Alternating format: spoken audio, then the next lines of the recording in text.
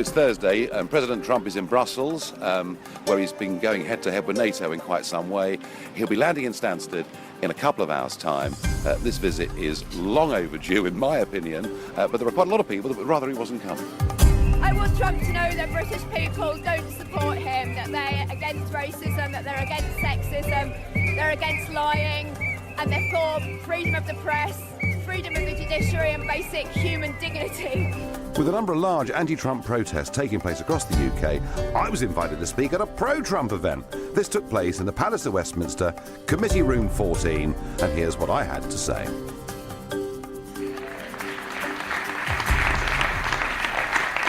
Brexit was the first big global shock, followed, of course, by the election of Trump, and now we have a new Italian government.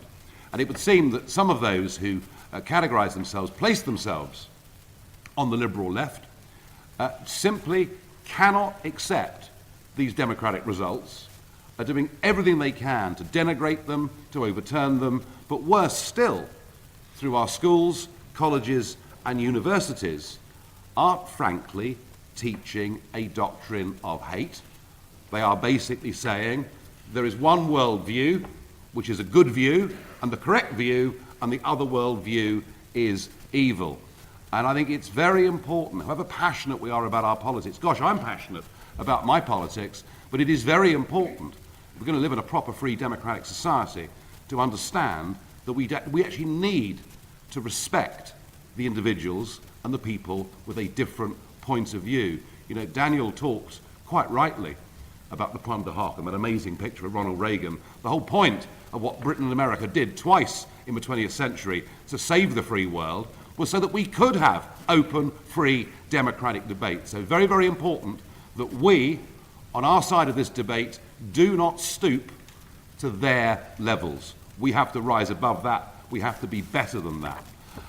I first really got involved with America in 1982. I worked for a firm called Drexel Burnham Lambert, about which a film called Wall Street was made. And I spent nearly all of my career, when I had a proper job before politics, working for American companies. So I developed a very strong affinity with America. I've always loved the positivity. I've always loved the can-do attitude. But I think things went wrong in America in a similar way to here. The centralization of power in the hands of bureaucracies, the inability of the electorate to feel that anybody was actually out there representing them, prepared perhaps to say things, to shake things up. So when President Trump hove into view, I thought, this is interesting. This is really interesting. Little did I think that I'd find myself on a stage in Jackson, Mississippi, with 20,000 Mississippians cheering on the presidential candidate, and there I was speaking on the stage, and I think I'm the only Brit that's ever spoken publicly in any American election campaign, and I was privileged and honoured to do it. The trouble was that however unpopular Brexit had made me with the UK mainstream media, backing Trump kind of trebled that, shall we say. But I've been absolutely resolute in my support for this man all the way through. I think he has good instincts. He understands the importance of nation state. He understands the connection between voters and those that represent them. And I'm beginning to see, despite, wall-to-wall negativity from our media virtually every single day, I am beginning to see a slight change of tone in this country. Even a Times editorial not so long ago said, whatever you think of the president, he is actually putting into practice what he promised the American electorate he would do. And bravo for that, is all I can say. He's restoring faith in the democratic process. Now, I was very excited about Trump becoming president, particularly after the fellow that had been there before. When Obama came here during the referendum to tell us that we'd be at the back of the queue, we knew there was something wrong with it, because an American would have said line, of course. They wouldn't have used the word queue. But it was pretty horrible, really, for 8 years to have an American president who basically didn't like and didn't respect the British. And I felt the Atlantic got a whole lot wider during that 8-year period. When Obama flew to Europe, he didn't fly to London, he flew to Berlin. And he saw Germany as being the power, the place where he had to spend his time, because he could see that as we headed towards, a unified political project in Europe, Germany would be the powerhouse. This is different with Donald Trump, and it should be a great opportunity. But I'm sorry to say, firstly, we've waited far too long to invite him. Macron, I mean, somebody with diametrically opposed views. Macron made him guest of honour at Bastille Day. And again, the two may not have the same point of view, but they've built a relationship.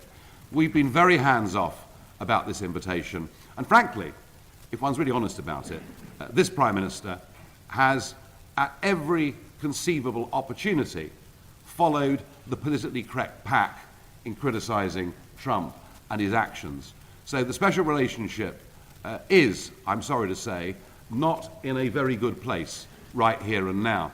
And I would love to say that I think this is going to be a hugely successful visit, but I think it's going to be very difficult. Trump at NATO yesterday and again this morning has simply reiterated the things that Obama had said, to be fair. That, 29 members of a club, only 5 paying their way. It's time people did start to obey the rules. This was a golden opportunity for the British Prime Minister to step in the middle of this and to be a bridge, a broker between America and the rest of Europe, and she declined to take it. But I suspect where the real clash potentially will come, and whether it happens in private or whether it happens in public remains to be seen. But, with Donald Trump, there's no difference really, is there? Because he says what he thinks anyway when he's on the public stage. He believes in Brexit. I've discussed it with him many times. The people around him, like John Bolton, believe in Brexit. They think it's a great thing that we've done. And sure, as Trump has said many times, he wants a Europe of nation states that he can respect and work with and cooperate with. And I think what happened at Chequers last Friday, which increasingly is being seen by Middle England as something of a betrayal of what people voted for, and words even stronger than that being used about the British Prime Minister. Well, in the last half an hour, the President has tweeted that he's not sure whether the voters in Great Britain are actually getting what they voted for. So it's going to be a very tense and a very difficult time, and I think it's very disappointing that what our current Prime Minister wants to do is to put us on a course of regulatory alignment that would actually make a trade deal with America an impossible thing to do. So I would just say this to my American friends, is I'm sorry, but you're going to have to be a little bit more patient with us. We're not quite ready yet to step up to the plate and to fully embrace the relationship that we need to in terms of security, the military, trade and investment. But it is only a matter of time, because the forces that were there behind Brexit, that caused that earthquake, those forces are still there. We just need one or two, shall we say, minor adjustments within this place in terms of who is leading us. So longer term, I'm very bullish about the prospects and the relationship between our two nations. It's a tricky, slightly rocky time we're going through at the moment. And President Trump, you are very, very welcome in my country. Well, that was interesting. It was a mixture of Brits and Americans. I think they were a bit surprised at my message that maybe this trip won't go as well as they think, but hey, let's wait and see. What I think is clear, though, is there's still, a huge appetite for the Anglo-American relationship to work. And those that are anti-American in this country, the truth is, they're a small minority. Thanks for listening, and don't forget to subscribe to Farage Against the Machine.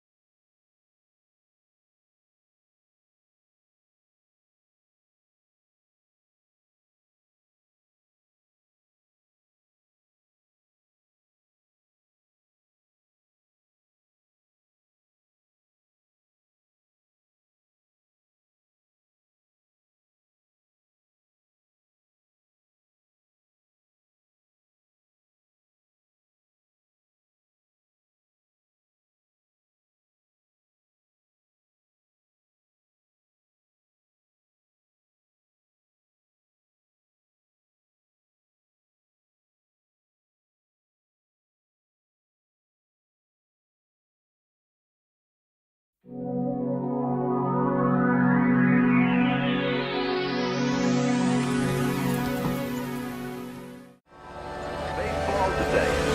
It's the American way. Of course, the next best thing to a seat in the stands is a seat in front of a 19-inch RCA Victor television. One more day to Labor Day weekend, the traditional occasion for tasty outdoor barbecues or picnics.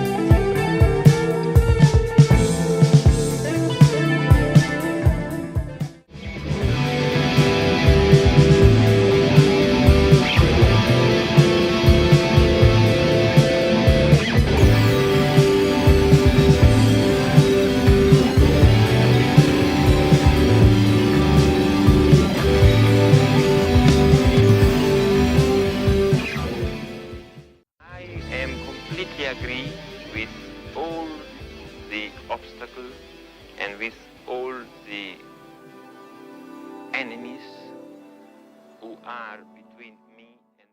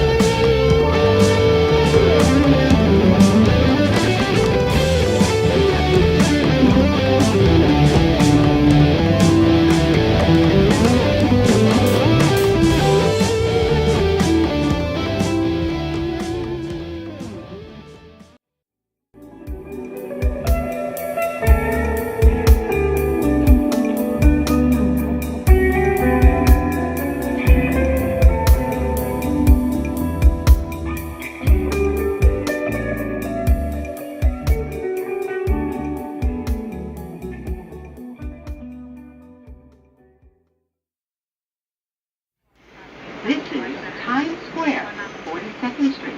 Transfer is available. 1.